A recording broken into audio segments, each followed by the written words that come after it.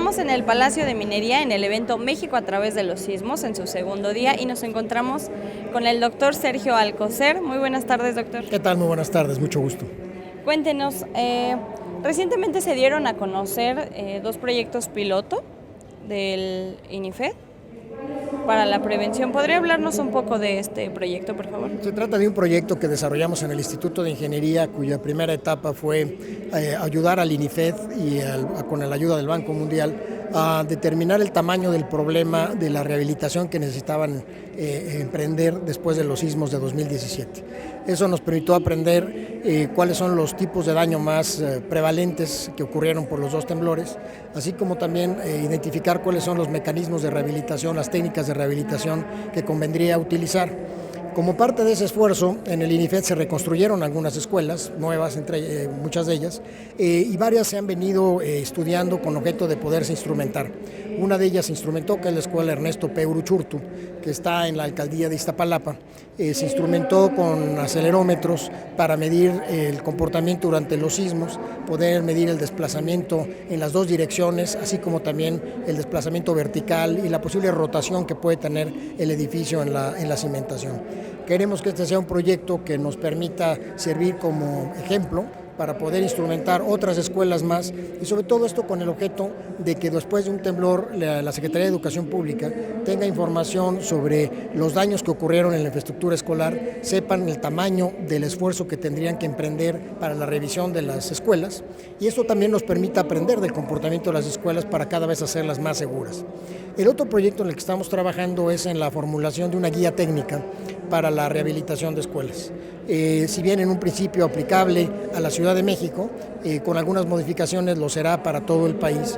Y lo que queremos con esto es ofrecer una ayuda con información técnica robusta a los diseñadores que van a hacer los proyectos de rehabilitación para que las técnicas de rehabilitación que utilicen sean las más robustas y con los detalles en particular que sepamos que tienen un buen comportamiento, que hayamos estudiado en laboratorio, ya sea en México o en otras partes.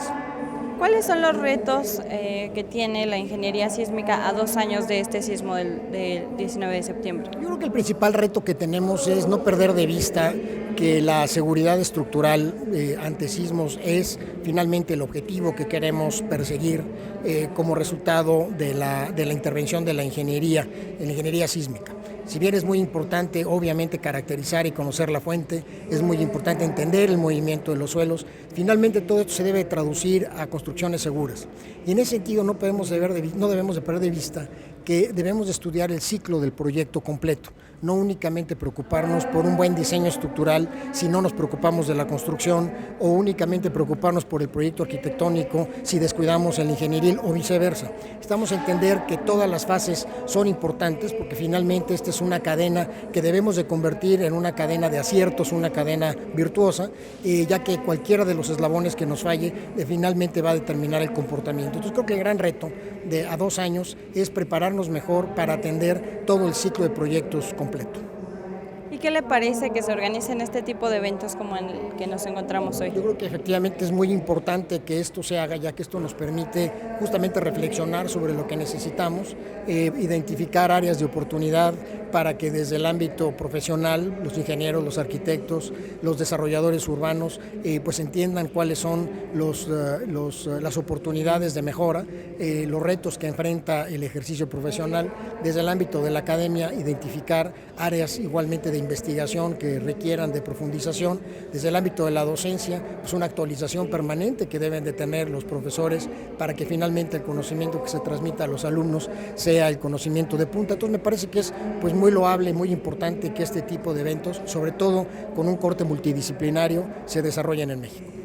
Pues muchísimas gracias, doctor. En unos momentos comenzará su presentación y nosotros seguiremos transmitiendo aquí desde el Palacio de Minería.